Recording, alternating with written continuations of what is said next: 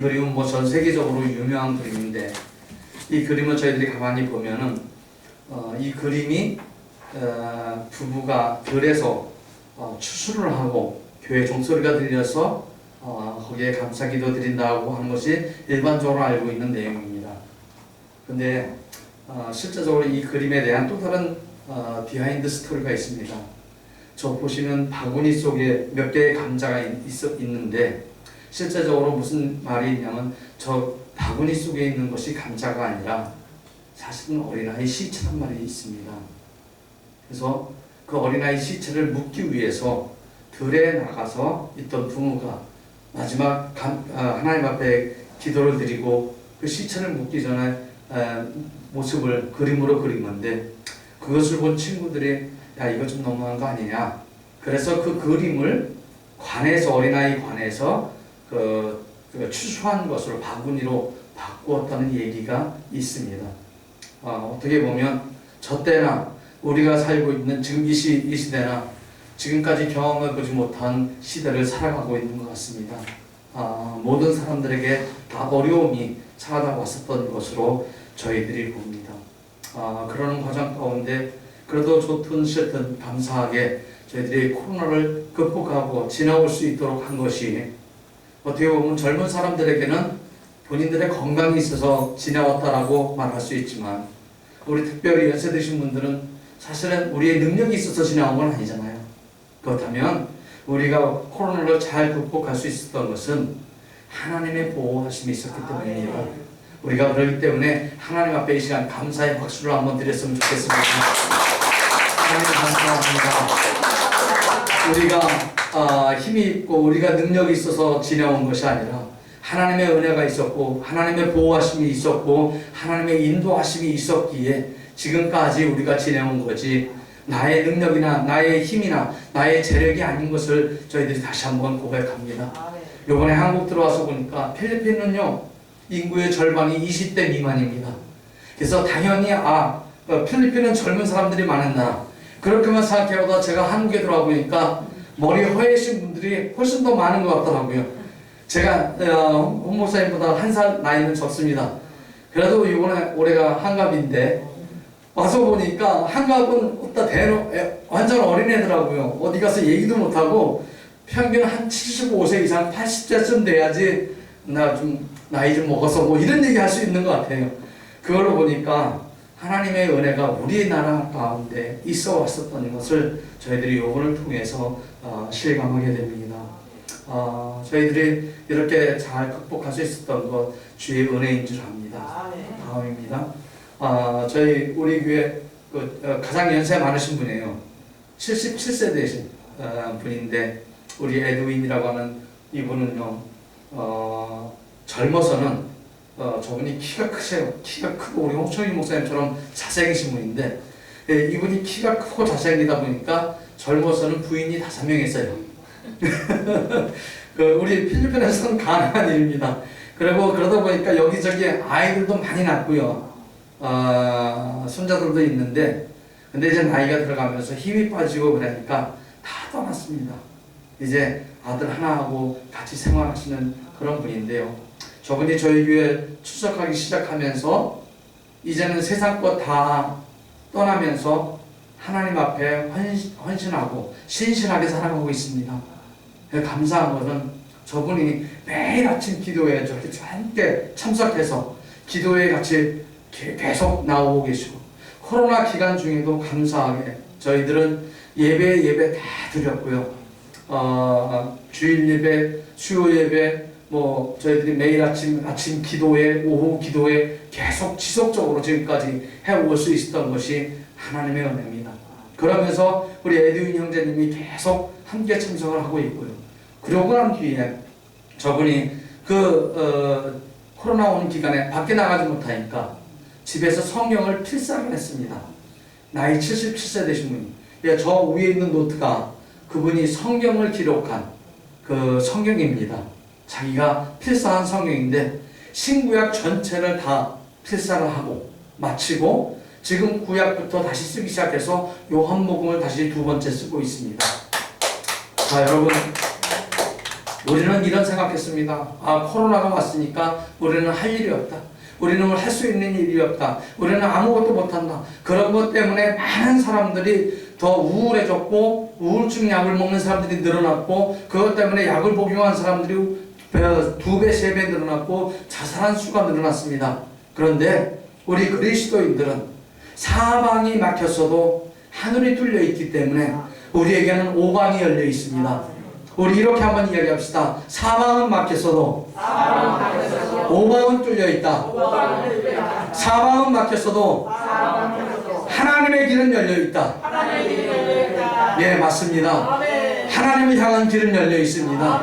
우리 주변은 다 막혀 있는 것처럼 느껴지지만 우리 하늘을 향한 그 문은 열려 있고 하나님을 향한 그 문은 열려 있고 하나님의 계획은 우리 삶 가운데 아직도 진행되어지고 있고 하나님의 그 지혜와 지식은 무한해서 우리가 알지 못했던 것까지도 하나님께서는 이루게 하십니다. 저는 이것이 하나님이 우리에게 허락하신 그 코로나라고 생각합니다. 왜? 우리 코로나 오기 전에 다들 너무 바빴잖아요. 솔직한 얘기로 하나님 제가 열심히 뛰어서요 돈 많이 벌어서 하나님 선교 열심히 할게요. 다들 이런 생각 갖고 열심히 뛰다 보니까 열심히 뛰는 것까지는 좋은데 하나님 앞에 나올 시간이 없었어요.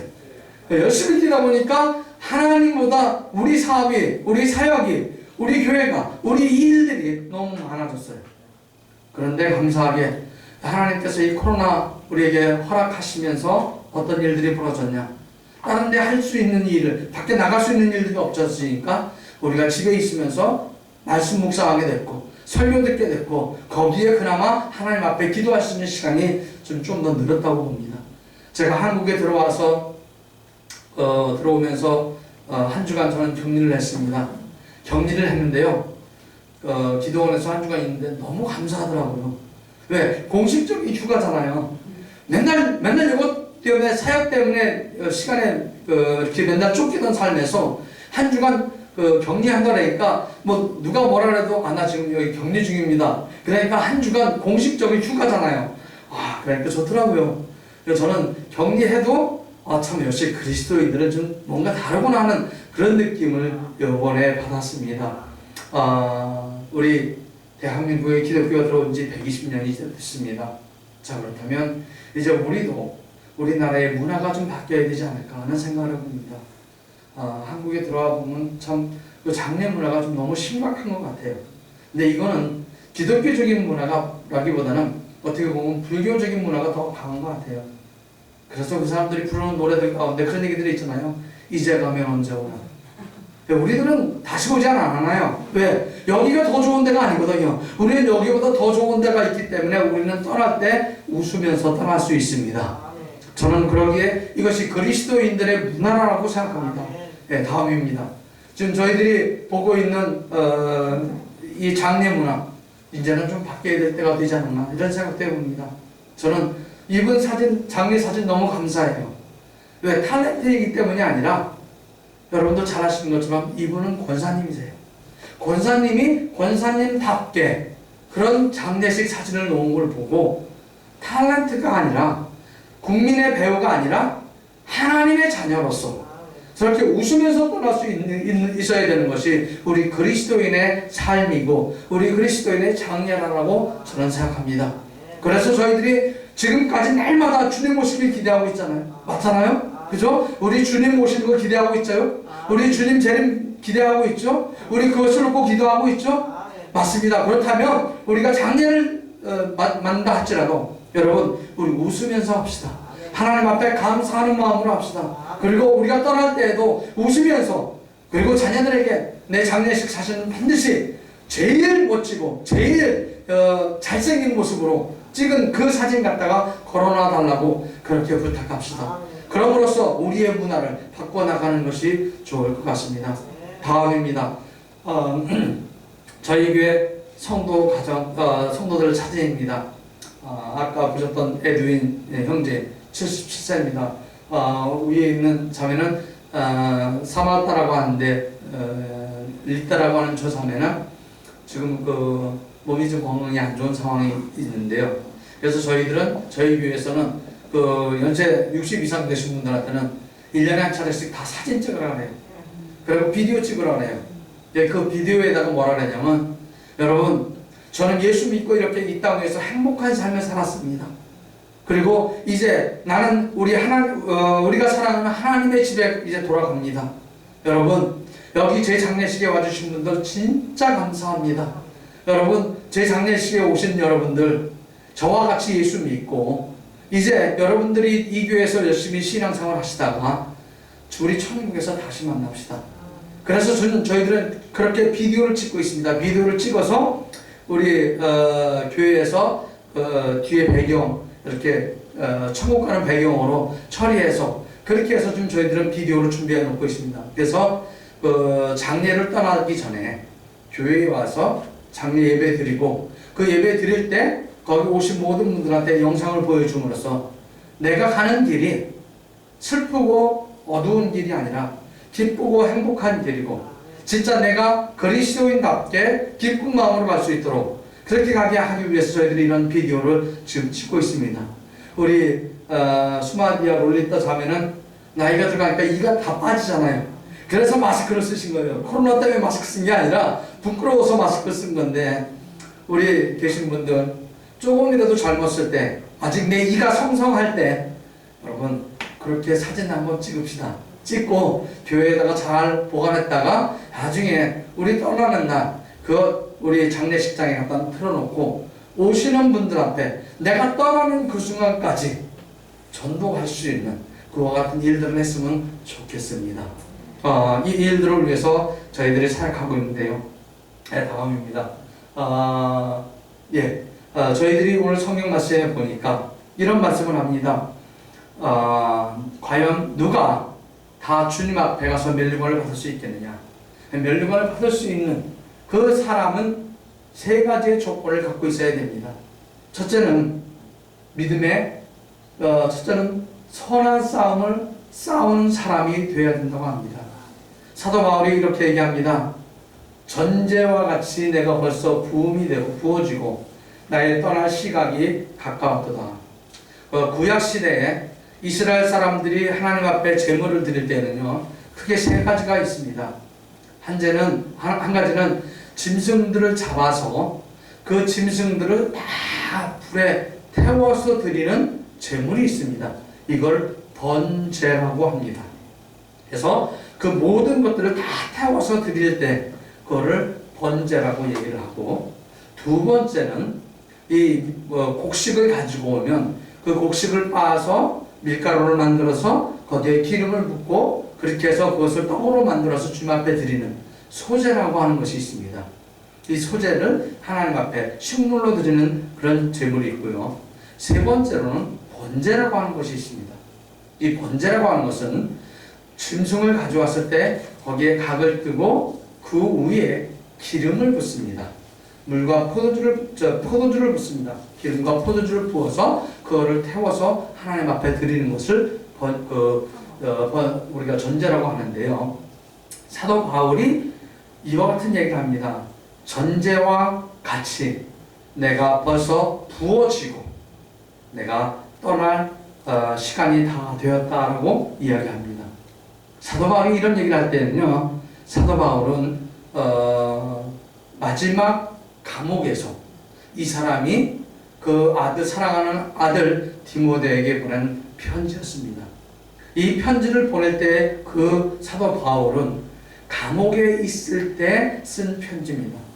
만약에 사도 바울이 감옥에 없었고 막 활동하다가 갑자기 죽었다면, 그 편지 쓸 수 있는 시간이 없었다면 우리들한테는요, 신약 성경의 절반이 없어졌을 겁니다. 그래서 사도 바울이 감옥에 있었기 때문에 이 디모데 전후서를 썼는데요, 이 디모데 전후서를 가르쳐서 목회서신이라고 합니다. 목회자들에게 꼭 필요한 내용을 여기에 다 함축을 해서 다 집어넣었어요. 근데 사도 바울이 감옥에 갇혀있지 않았고 막 활동하던 선교하다가 갑자기 죽었다면 이것을 쓸 수 있는 시간이 없었을 겁니다. 근데 그가 움직일 수 없는 시간이 되어졌을 때 이와 같은 성경이 우리에게 남겨진 겁니다. 여러분, 우리가 코로나 때문에 활동하지 못했던 시기, 불편했죠. 어려웠죠. 답답했죠. 그런데 그 시기가 나빴던 것만은 아니라고 하는 겁니다. 그 시기 동안에도 하나님의 사역은 지속되었고, 하나님의 역사는 계속되었고, 하나님의 나라의 사역은 지속되어지고 있다고 하는 겁니다. 사도 바울이 막 활동을 했었다면 그 시대에 선교를 했을는지 모르지만 지금까지 우리에게 전해져 내려온 그 신약 성경의 많은 부분들은 없었을 겁니다. 여러분, 우리가 어떤 상황이 되든지 주님 앞에 감사하시길 주님의 이름으로 부탁합니다. 여기에도 하나님의 뜻이 계실 줄 알고, 이것을 통해서 어떤 하나님의 특별한 섭리가 있을 줄로 알고 우리가 감사하면 하나님이 우리에게 더 큰 감사의 조건을 마련해 주실 줄로 믿습니다. 저는 요번에 와서 몸이 아파서 들어오긴 했지만, 와서 있으면서 갇혀 있다 보니까 하나님과의 훨씬 더 깊은 생각, 나에게 오직 하나뿐인 이 인생 어디에 투자할 것이냐 하는 것을 다시 한번 재확인하는 시간이 되었습니다. 하나뿐인 인생, 남은 시간 우리가 주님을 위해서 살아갑시다. 이런 생각을 저희 스스로가 갖게 됐고, 하나님 앞에 다시 한번 내가 마지막 그 순간까지 뛰어갈 수 있는 그와 같은 어떤 시간을, 일들을 다시 한번 점검하는 귀한 시간이 되었음에 감사드립니다. 사도 바울이 얘기합니다. 나는 선한 싸움을 다 싸우고, 선한 싸움, 이 땅에 싸움이 있습니다. 근데 어떤 사람들은 돈을 벌기 위해서 악한 싸움을 하고, 어떤 사람들은 명예를 위해서 악한 싸움을 하고, 어떤 사람들은 자기의 가진 이득권을 위해서 악한 싸움을 하는데, 그런데 오늘 사도 바울은 얘기합니다. 나는 선한 싸움을 했다. 이 선하다고 하는 이 말은 하나님 앞에서 보실 때 선한 겁니다. 하나님의 말씀에 순종했다는 겁니다. 하나님의 말씀에 순종하기 위해서 나는 내 육신과 쳐서 싸웠고, 나의 욕정과 싸워 이겼고, 세상 사람들의 세상 풍조와 싸워 이겼고, 나는 그와 같은 것들과의 싸움에서 나는 승리하고 나는 지금까지 달려왔다는 말인 줄 압니다. 우리 그리스도인들의 싸움은 선한 싸움입니다. 우리의 싸움은 악한 싸움이 아닙니다. 우리의 싸움은 세속적인 싸움이 아닙니다. 우리의 싸움은 하나님 안에서의 선한 싸움인 줄 압니다. 여러분, 우리 선한 싸움 잘 마치시길 주님의 이름으로 부탁합니다. 두 번째로 사도 바울이 얘기합니다. 달려갈 길을 다 마쳤다고 그랬습니다. 달려갈 길을 마치지 못하면 아무리 초반기에 선한 싸움을 했다 할지라도 그분들의 마지막까지의 그 경주에서의 꼬린 지점이 상급을 받을 수 있는 지점입니다. 저희가 예전에 우리 옥 목사님 다른 곳에서 수색 쪽에서 사역하시다가 이쪽으로 성원순복음교회로 오실 때 그때 계셨던 우리 집사님들, 이 얼굴들을 보면 저희들이 참 너무 감사하고 너무 행복합니다. 여기 계신 우리 집사님도 지속적으로 사역하시는, 함께 동역하시는 모습들을 보면 너무 주님 앞에 감사하고 저희들이 기쁩니다. 3개월간은 잘할 수 있어요. 3년간은 잘할 수 있어요. 근데 한평생 같이 해온다고 하는 것은 내가 동역자라고 하는 생각이 없이는 우리가 함께 할 수 없습니다. 내가 저 목사님과 홍 목사님과 함께 내가 끝까지 주의 길을 가겠다고 하는 결심이 없으면 이 일들이 이루어질 수 없습니다. 이 일들이 지속적으로 있었던 것은 여러분들의 그 마음의 결심이 있었기 때문에, 내가 마지막까지 내가 달려갈 길을 우리 홍 목사님과 함께 하겠다고 하는 그 마음의 결단이 있기에 지금까지 달려오신 줄 압니다. 우리 주님 안에서 마지막 동역자로서 우리가 주님 앞에 끝까지 함께 동역하는 동역자로서의 길을 가시길 주님의 이름으로 부탁합니다. 이것을 통해서 홍 목사님이 받는 그 축복을 여러분들이 받으실 거고, 우리 작지만 하나님 앞에 지속적으로 힘들고 어려운 그 많은 시기에도 보내주시는 선교 헌금, 매달 지원해 주시는 그 선교 헌금을 통해서 저희 선교사들이 받을 수 있는 그 축복과 그 은혜를 저는 여러분들이 동일하게 누릴 수 있을 것이라고 봅니다.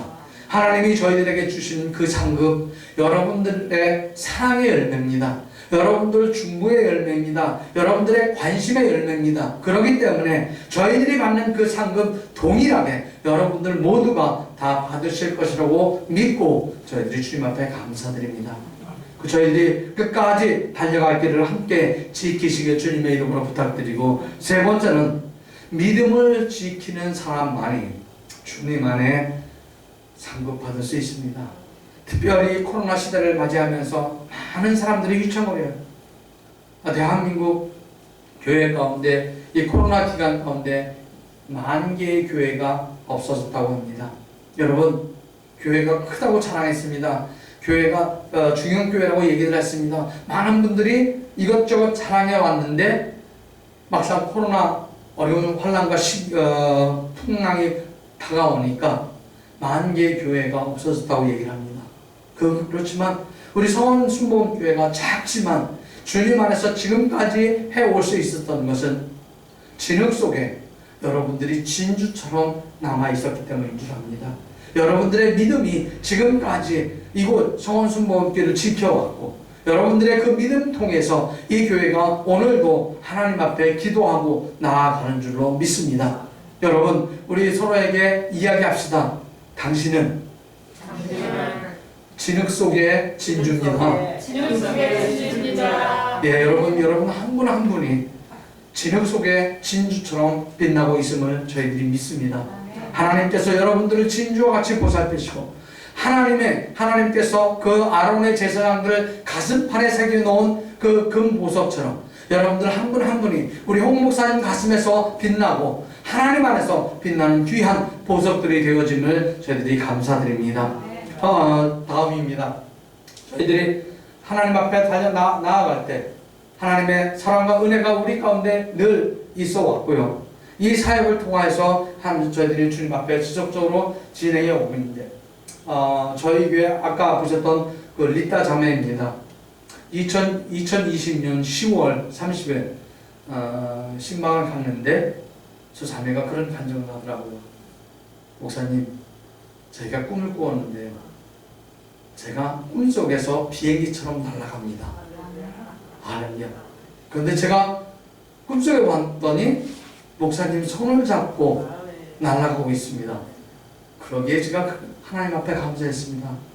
리따 자매님, 그거요, 휴거에 대한 비전입니다. 그래서 저희가 리따 자매가 그때 우리 신방 갔을 때 찍은 사진입니다. 그 자매와 그와 같은 이야기들을 나누면서 감사하고, 제가 오기 얼마 전에 리따 자매가 몸이 안 좋아서 병원에 갔는데 지금 신장암 말기 판정을 받았습니다. 그래서 제가 신방을 가서 그 리따 자매에게 이런 얘기를 했습니다. 뭐 주님이 고쳐주실 겁니다. 뭐 이런 얘기보다는 제가 우리 리따 자매에게 도전을 주었습니다. 여기 있는 모든 사람들 우리 다 죽습니다. 조만간에 언젠가는 다 죽을 겁니다. 중요한 거는 내가 죽고 난 뒤에 하나님 앞에 섰을 때 무슨 사역을 보고할 것인지, 어떻게 하나님을 대할 것인가를 우리 그걸 한번 생각해 봅시다. 그리고 이 문제를 놓고 기도해 봅시다. 하나님 앞에 오래 살려달라는 이 기도보다는 하나님 앞에 하나님 두 가지의 문제를 놓고 우리 한번 기도해 봅시다. 첫 번째는 하나님, 내게 주신 사명 내가 다 했는지, 하나님 내게 주신 사명 내가 다 했다면 주님, 나 이제 마지막 떠날 수 있는 준비 잘 할 수 있게 해달라고 그렇게 기도합시다. 그런데 만약에 하나님께서 내게 주신 사명 내가 아직 다 맞추지 못했다면 하나님 앞에 하나님께서 내게 주신 이 시간 동안에 내게 주신 사명 잘 마무리하고 갈 수 있게 해달라고 하나님 앞에 기도합시다. 제가 그렇게 이야기를 했습니다. 왜? 우리 리따 자매 자녀들이 5명 있어요. 5명 가운데 3명이 저희 교회에 출석을 해요. 그 딸들인데, 그리고 2명은 다른 섬에 생활하기 때문에 저희 교회에 출석을 못합니다만은, 그런데 그 리따 자매 세 자녀들 딸들은 저희 교회에 출석을 하는데 사위들은 교회에 나오질 않아요. 그 손자들이 아직 안 나오는 아이들이 있어요. 그래서 그런 얘기를 합니다. 혹시 아냐고, 하나님께서 우리 리따 자매에게 이 마지막 암 선고를 허락하신 것은 이제 여기 이 지상을 떠나기 전에 하나님께서 리따 자매를 통해서 그 가족들 예수 믿게 하게 하는 것이 마지막 사명인지 누가 아냐고. 이 문제를 놓고 기도합시다. 그리고 하나님 앞에 이것이 나에게 주신 마지막 사명이라면 이 마지막 사명 잘 감당하고 천국 갈 수 있게 해달라고 하나님 앞에 그렇게 기도합시다. 그렇게 저희가 도전을 주고 왔습니다. 제가 그렇게 도전을 주고 오고 난 뒤에 저 자매가 감사하게 마음의 결단을 했습니다. 말기 암 환자가 그러다 보니까 뭐 수술하거나 피를 걸러는 어떤 이런 일들을 할 생각을 못하고 이제 마지막 주님이 부르실 그런 날만 기다리고 있는데 그 자매가 수요일부터 그 신방 마치고 수요일부터 계속 지금 매 주일 매 예배 때마다 출석하고 있습니다. 그러면서 하나님 앞에 하나님 내게 주신 사명 잘 감당할 수 있게 해주십시오라고 그런 기도를 하고 있습니다. 여러분, 저희들이 한 가지 생각해야 될 것 그렇습니다. 내가 어떤 상황에 있느냐가 중요한 게 아니라 내가 하나님 앞에 갔을 때 나는 무슨 얘기를 할 것인가, 나는 어떤 사역의 보고를 할 것인가, 이거에 대한 것들을 우리가 생각해 보는 것이 중요합니다. 저희 교회가 있는 지역에 25,000명의 사람들이 살고 있습니다. 25,000명의 사람들한테 다 복음 증거를 못한다 할지라도 최소한 우리 가족, 우리 주변에 있는 우리 친한 친구들, 나를 알고 지내는 그 사람들에게만은 최소한 예수 증거하다가 우리가 주님 앞에 설 수 있는 이와 같은 저와 여러분들이 되시길 주님의 이름으로 부탁합니다. 다음입니다. 제가 우리 리따 자매에게 저와 같은 간증을 할 때 상황이 사실은 저도 편도에서 림프로 전이 된 편도암 진단을 받고 그와 같은 이야기를 한 겁니다. 그래서 제가 우리 리따 자매에게 증거한 말씀이 그 자매에게만 증거한 것이 아니라 제 자신 스스로에게 던진 질문이고 메시지입니다. 그 자매에게 말씀을 증거할 때 이제 작년 11월 말 12월 때부터 저희가 이제 코로나 오면서 온라인으로 이렇게 많은 사역들을 해요. 온라인으로 기도회도 하고 온라인으로 강의도 하고 온라인으로 목회자들 모임도 하고 이런 일들을 많이 하고 있습니다. 근데 저희들이 매일 아침마다 통성 기도를 합니다. 나라와 민족을 위해서 기도하고 특별히 4개의 나라 민족을 위해서 매일 아침 기도를 하는데 우리 조국 대한민국과 저희 사역지인 필리핀과 이스라엘 하나님이 부르신 민족이기 때문에 이스라엘을 위해서 그 다음에 미국을 위해서 믿음으로 세워진 나라 이와 같은 나라들이 하나님 앞에 잘 설 수 있게 해달라고 그래서 그 4나라를 위해서는 꼭 빼먹지 않고 기도하고 있고 또 전 세계에 흩어져 있는 선교사님들을 위해서 저희들이 매일 기도하고 있는데 아침에 이렇게 통성으로 기도하다 보니까 이제 저는 피곤해서 목이 쉬는 줄 알고 작년 12월부터 우리가 말씀 들어가기 전에 기도에 들어가기 전에 맨날 생강차를 계속 마셔댔어요. 그러면 생강차를 마시고 나면 그 1시간 정도는 반짝해요. 그래서 저는 이제 생강차를 계속 마시면서 들어갔는데 지난 3월부터 어느 날부터 이쪽에 림프 쪽에 이렇게 부어오르더라고요. 그래서 이제 이게 뭔가 좀 저기 한가 보다 해서 병원에 갔더니 처음에 이제 내과 의사가 보더라고요. 내과 의사가 보다가 입을 벌렸는데 그때서 보니까 목젖 옆에 있는 그 편도가 이렇게 부어서 내렸어요. 이제 저도 그때 알았습니다. 이제 그리고 내과 의사가 진찰을 뭐 한 주 정도 약 먹으면 될 겁니다. 뭐 그런데 약 먹고 별 호전이 없으니까 안 되겠으니까 외과를 한번 봅시다. 그래서 외과 의사가 모았고 조직 검사해서 떼서 보고 울트라사운드 3번 해보고 뭐 그런데도 특별한 저기를 찾지를 못했어요. 그래서 이제 그 이비인후과로 한번 갑시다. 그래서 이제 이비인후과에 가서 CT 촬영하고 뭐 이런 일들을 진행을 해왔습니다.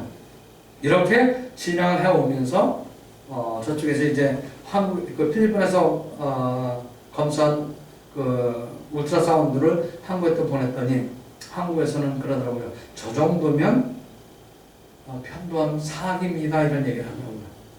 근데 저는 이제 그런 얘기를 들었고 필리핀에서는 편도암 3기입니다라는 최종 이제 이야기를 들었는데요.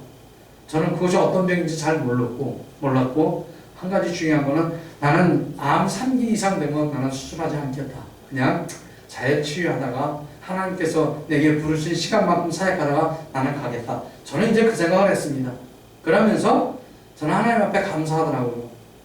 왜냐하면 전 세계적으로 코로나 기간 동안에 순교하신 선교사님들이 70분이세요.